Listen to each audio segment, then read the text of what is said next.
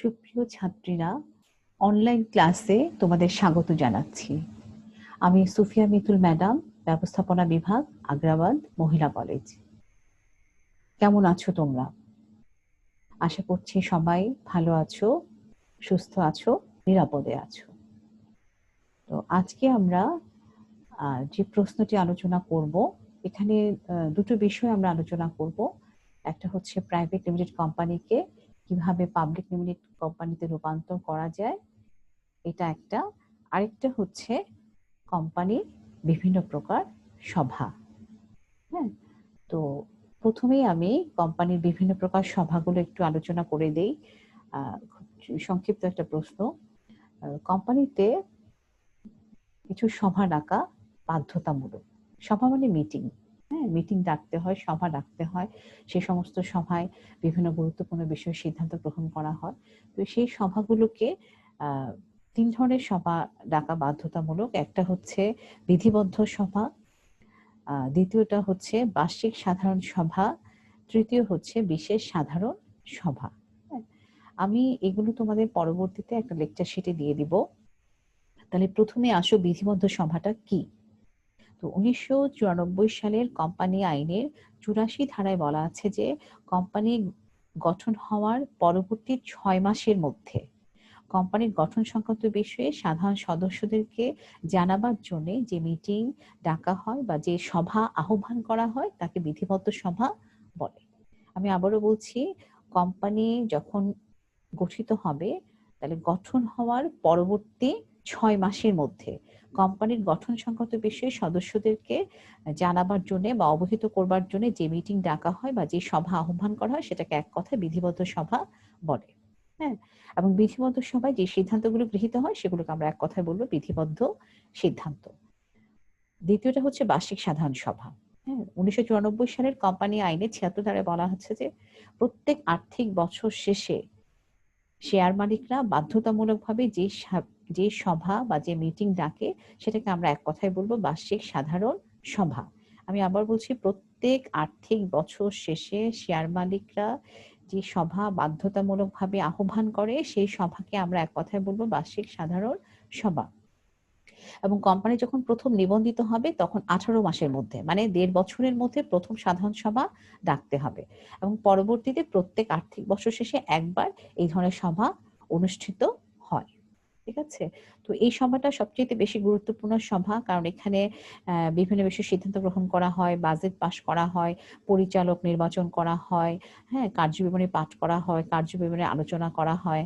হ্যাঁ, এবং এই ধরনের সবাই যে সিদ্ধান্তগুলো গৃহীত হয়ে থাকে সেগুলোকে আমরা এক কথায় বলবো সাধারণ সিদ্ধান্ত। আরেকটা হচ্ছে বিশেষ সাধারণ সভা। 1994 সালের কোম্পানি আইন অনুযায়ী যে কোনো সময় পরিচালক পর্ষদ অথবা শেয়ার মালিকদের 1/10 মানে 10 ভাগের 1 ভাগ, হ্যাঁ, যে কোনো জরুরি বিষয়ে যে সভা আহ্বান করবে সেই সভাকে আমরা এক কথায় বলবো বিশেষ সাধারণ সভা। তোমাদের বোঝার সুবিধাতে আমি আবারও বলছি যে 1994 সালের কোম্পানি আইন অনুযায়ী যে কোনো সময় পরিচালক পর্ষদ, হ্যাঁ, বা পরিচালনা পর্ষদ অথবা শেয়ার মালিকদের 1/10 যে কোনো জরুরি বিষয়ে যে সভা বা যে মিটিং আহ্বান করে সেটাকে আমরা এক কথায় বলবো বিশেষ সাধারণ সভা। তাহলে এই 3 ধরনের সভা তোমরা মনে রাখবে। একটা হচ্ছে বিধিবদ্ধ সভা, দ্বিতীয় হচ্ছে বার্ষিক সাধারণ সভা, তৃতীয়ত হচ্ছে বিশেষ সাধারণ সভা।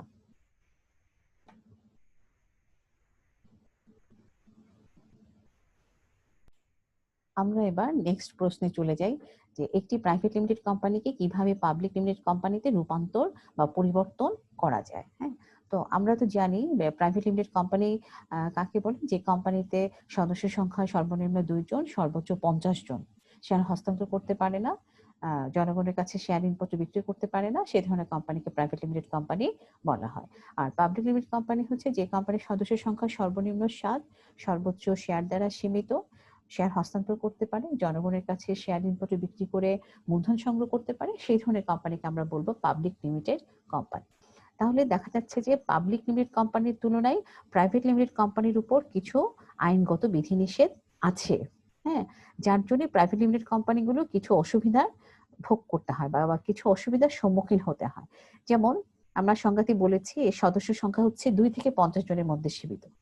চাইলে কিন্তু বাড়াতে পারে না। হ্যাঁ, যার কারণে তারা দক্ষ সদস্য গ্রহণ করতে পারে না, আবার শেয়ার হস্তান্তর করতে পারে না, জনগণের কাছে শেয়ার বিক্রি করতে পারে না, শেয়ার বাজারের সদস্য হতে পারে না, শেয়ার সংখ্যা সীমিত থাকায় অধিক সংখ্যক শেয়ার বিক্রি করে মূলধন সংগ্রহ করতে পারে না, এবং সীমিত পুঁজির কারণে তারা কারবার সম্প্রসারণ করতে পারে না। তারা দেখা যাচ্ছে যে পাবলিক লিমিটেড কোম্পানির তুলনায় প্রাইভেট লিমিটেড কোম্পানি অনেকগুলো অসুবিধা ভোগ করে। হ্যাঁ, এবং সুষ্ঠুভাবে কারবার পরিচালনা করতে পারে না। তখন অনেক সময় একটি প্রাইভেট লিমিটেড কোম্পানিকে পাবলিক লিমিটেড কোম্পানিতে রূপান্তর করা হয়। অর্থাৎ এই অসুবিধাগুলোর পরিপ্রেক্ষিতে যখন মূলধনের অভাবে কারবার সম্প্রসারণ করা যায় না, কারবার সুষ্ঠুভাবে পরিচালনা করা যায় না, তখন একটি প্রাইভেট লিমিটেড কোম্পানিকে পাবলিক লিমিটেড কোম্পানিতে রূপান্তর করা হয়। তো রূপান্তরের ক্ষেত্রে কিছু আইনগত নিয়ম আছে। হ্যাঁ, 1994 সালের কোম্পানি আইনের 231 ধারা মতে যে সমস্ত কাজগুলো করতে হয়, দুটি কাজ করতে হয়, প্রধানত দুটি কাজ করতে হয়। প্রথম কাজটা হচ্ছে প্রাইভেট লিমিটেড কোম্পানিকে বিশেষ সভা ডাকতে হবে। কিছুক্ষণ আগে তোমাদের যেটা পড়ালাম সভা, তো তার একটা হচ্ছে বিশেষ সভা ডাকতে হবে। হ্যাঁ, বিশেষ সভা আহ্বান করতে হবে, এবং সেই বিশেষ সভায় বিশেষ প্রস্তাব পাশ করতে হবে। বিশেষ প্রস্তাব পাশের মাধ্যমে পরিবেশ নিয়মাবলীর কিছু গুরুত্বপূর্ণ ধারার পরিবর্তন করতে হবে। সেগুলো হচ্ছে, প্রথমটা হচ্ছে সদস্য সংখ্যার সর্বাধিক সীমা। মানে এখানে সদস্য সংখ্যার সীমাবদ্ধতাকে বোঝাচ্ছে। যেমন প্রাইভেট লিমিটেড কোম্পানিতে সদস্য সংখ্যা হচ্ছে 2 থেকে 50 জনের মধ্যে সীমাবদ্ধ। তাহলে এই পরিমেয় নিয়মাবলী এই বিষয়টা পরিবর্তন করতে হবে। হ্যাঁ, তো সেটা পরিবর্তন করে কি করতে হবে, সদস্য সংখ্যা কমপক্ষে 7 জন এবং সর্বোচ্চ সংখ্যা শেয়ার সংখ্যা দ্বারা সীমাবদ্ধ। ঠিক আছে, তাহলে পরিমেয় নিয়মাবলীর প্রথম ধারাটা হচ্ছে সদস্য সংখ্যা সীমিত বা সদস্য সংখ্যা সর্বাধিক সীমা। হ্যাঁ, এই বিষয়টা বা এই ধারাটা পরিবর্তন করে সদস্য সংখ্যা কমপক্ষে 7 জন হতে হবে এবং সর্বোচ্চ শেয়ার সংখ্যা দ্বারা সীমাবদ্ধ হতে হবে। দ্বিতীয় বিষয়টা হচ্ছে বা দ্বিতীয় ধারাটা হচ্ছে শেয়ার হস্তান্তর নিষেধ সংক্রান্ত নিয়ম। আমরা জানি যে প্রাইভেট লিমিটেড কোম্পানিতে শেয়ার হস্তান্তর করা যায় না। হ্যাঁ, তাহলে এই ধারাটা পরিবর্তন করতে হবে, অর্থাৎ শেয়ার হচ্ছে হস্তান্তর যোগ্য। তৃতীয় হচ্ছে প্রাইভেট লিমিটেড কোম্পানি জনগণকে শেয়ার ও ঋণপত্র ক্রয়ের জন্য আহ্বান করতে পারে না। তো এই নিয়মটাও পরিবর্তন করতে হবে, অর্থাৎ জনগণের কাছে শেয়ার ও ঋণপত্র বিক্রয়যোগ্য। ঠিক আছে, তাহলে প্রথম কাজটা হচ্ছে প্রাইভেট লিমিটেড কোম্পানিকে প্রথমত একটা বিশেষ সভা ডাকতে হবে বা আহ্বান করতে হবে। সেই বিশেষ সভায় বিশেষ প্রস্তাব পাশ করে পরিমেয় নিয়মাবলীর 3টি বিষয় পরিবর্তন করতে হবে। একটা হচ্ছে সদস্য সংখ্যার সর্বাধিক সীমা, শেয়ার হস্তান্তর নিষিদ্ধ সংক্রান্ত নিয়ম, জনসাধারণকে শেয়ার ও ঋণপত্র ক্রয়ের আহ্বান নিষেধ সংক্রান্ত নিয়ম, এই 3টি বিষয় পরিবর্তন করতে হবে। হ্যাঁ, তো এই যে বিশেষ সভা ডেকে যে পরিবর্তনটা করা হলো, সেই প্রস্তাব পাশের একটা অনুলিপি বা একটা কপি এবং সংশোধিত পরিমেয় নিয়মাবলী, এই যে পরিমেয় নিয়মের 3টা বিষয় পরিবর্তিত হলো, সেটা নিবন্ধকের কাছে জমা দিতে হবে। আচ্ছা, এরপরে আসো দ্বিতীয় কাজটা কি, পরিমেয় নিয়মাবলীর পরিবর্তন সাধনের পর নতুন পরিমেয় নিয়মাবলী নিবন্ধকের কাছে দাখিল করতে হবে, এবং নিবন্ধকের কাছে যখন দাখিল করা হবে তখন কিন্তু আরো কিছু দলিল পত্র নিবন্ধকের কাছে জমা দিতে হবে। যার প্রথমটা হচ্ছে পরিমেয় নিয়মাবলী পরিবর্তনের, অর্থাৎ যে পরিমেয় নিয়মাবলীটা এর আগে পরিবর্তিত হয়েছে সেটা পরিবর্তনের 30 দিনের মধ্যে নিবন্ধকের কাছে বিবরণীপত্র বা বিবরণীপত্রের বিকল্প বিবৃতি জমা দিতে হবে। তোমাদের নিশ্চয়ই মনে আছে বিবরণীপত্র কি? বিবরণীপত্রটা হচ্ছে যে দলিলের মাধ্যমে জনসাধারণের কাছ থেকে শেয়ার অথবা ঋণপত্র ক্রয়ের আহ্বান জানানো হয়, সেই দলিলকে আমরা এক কথায় বলবো বিবরণীপত্র। আর বিবরণীপত্রের বিকল্প বিবৃতি হচ্ছে বিবরণীপত্রটা প্রচার করা হয় পাবলিক লিমিটেড কোম্পানি তার মূলধন সংগ্রহের জন্য। হ্যাঁ, তো তাদের মূলধন সংগ্রহের জন্য তারা বিবরণীপত্রটা তৈরি করে খবরের কাগজে ছাপায়। আর বিবরণীপত্রের বিকল্প বিবৃতি হচ্ছে যখন পাবলিক লিমিটেড কোম্পানি জনগণের কাছে শেয়ার বিক্রয় করে না, তাদের যে পরিচিত সার্কেল আছে, পরিচিত বন্ধু বান্ধব আত্মীয় স্বজনের কাছে সমস্ত শেয়ার বিক্রি করে যখন মূলধন সংগ্রহ করে, তখন কিন্তু প্রসপেক্টাস বা বিবরণীপত্র প্রচার করতে হয় না। হ্যাঁ, তখনই বিবরণীপত্রের মতো হুবহু একটা বিবরণী বা একটা স্টেটমেন্ট নিবন্ধকের কাছে জমা দিতে হয়, সেটাকে আমরা এক কথায় বলি বিবরণীপত্রের বিকল্প বিবৃতি। তাহলে কি বলছে, পরিমেয় নিয়মাবলী পরিবর্তনের 30 দিনের মধ্যে নিবন্ধকের কাছে একটি বিবরণীপত্র অথবা একটা বিবরণীপত্রের বিকল্প বিবৃতি জমা দিতে হয়। হ্যাঁ, দ্বিতীয়ত হচ্ছে পরিচালক মণ্ডলী নামের তালিকা, মানে যারা পরিচালক হিসেবে কাজ করবে, হ্যাঁ, পাবলিক লিমিটেড কোম্পানিতে যারা পরিচালক হিসেবে কাজ করবে তাদের নামের তালিকা এবং সংখ্যাটা উল্লেখ করে নিবন্ধকের কাছে জমা দিতে হবে। এখন পরিচালকের সংখ্যা যদি 3 জনের কম হয় বা পরিচালনা পর্ষদের সংখ্যা যদি 3 জনের কম হয়, তাহলে সেটা বাড়াতে হবে, সেটা 3 জন অথবা তার ঊর্ধ্বে উন্নীত করতে হবে এবং এই তালিকা সম্বলিত একটা কপি নিবন্ধকের কাছে জমা দিতে হবে। তাহলে কি বলছে, পরিচালক মণ্ডলীর নামের তালিকা যাবে, পরিচালকের সংখ্যা যাবে। যদি সংখ্যা 3 জনের কম হয় তাহলে 3 জন অথবা তার ঊর্ধ্বে উন্নীত করতে হবে এবং এর তালিকা সম্বলিত একটা কপি নিবন্ধকের কাছে জমা দিতে হবে। তাহলে এই এই দুটো কাজ সম্পাদনের পরে, হ্যাঁ, অর্থাৎ এই দলিল পত্রগুলো যখন নিবন্ধকের কাছে যাবে তখন নিবন্ধক সেগুলো ভালোভাবে যাচাই বাছাই করবেন, হ্যাঁ, পরীক্ষা নিরীক্ষা করবেন।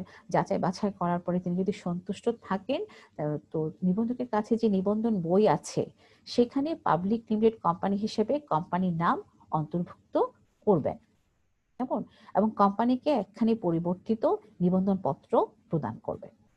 হ্যাঁ, তাহলে এই দলিল পত্রগুলো পাওয়ার পরে এই যে পরিবর্তিত পরিমেল নিয়মাবলী, বিবরণী পত্র অথবা বিবরণী পত্রের বিকল্প বিবৃতি, পরিচালকদের নামের তালিকা, পরিচালকের সংখ্যা, এই দলিলগুলো পাওয়ার পরে নিবন্ধক সেগুলো যাচাই বাছাই করে তিনি যদি সন্তুষ্ট থাকে তাহলে তার যে নিবন্ধন বই আছে সেখানে পাবলিক লিমিটেড কোম্পানি হিসেবে কোম্পানির নাম অন্তর্ভুক্ত করবেন এবং কোম্পানিকে একখানি পরিবর্তিত নিবন্ধন পত্র প্রদান করবেন।